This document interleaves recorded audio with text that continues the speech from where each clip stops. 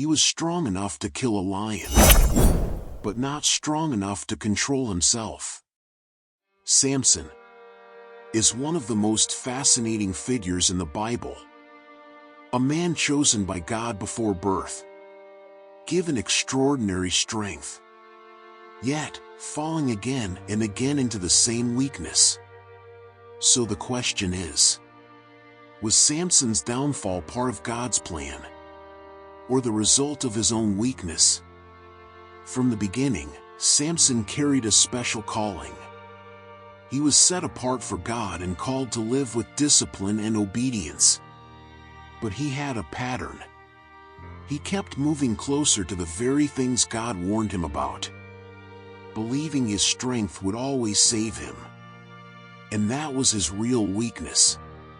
It was never truly Delilah. His greatest weakness was a lack of self-control. He had strength without discipline, and anointing without restraint. And that is dangerous, because spiritual power does not remove personal responsibility.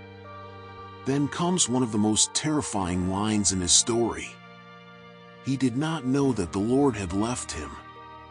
Imagine becoming so comfortable with God's presence that you no longer notice when you begin drifting away. And it didn't happen overnight. It was built through small compromises and ignored warnings. Yet even in his brokenness, God still used Samson. But never forget this: God used him, but Samson still paid the price for his choices.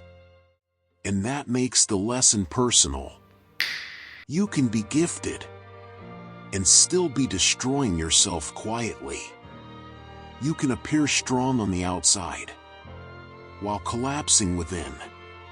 Samson's life reminds us that our greatest strengths can become our downfall when left without control. And delayed consequences are still consequences. But there is still hope. Even after failure, God still listens when you call. Samson's final moments remind us that it is never too late to return. But they also remind us that some losses could have been avoided. So the real question is not only about Samson, it is about you. Where are you relying on your own strength instead of surrender? What pattern are you continuing to justify, simply because nothing has happened yet?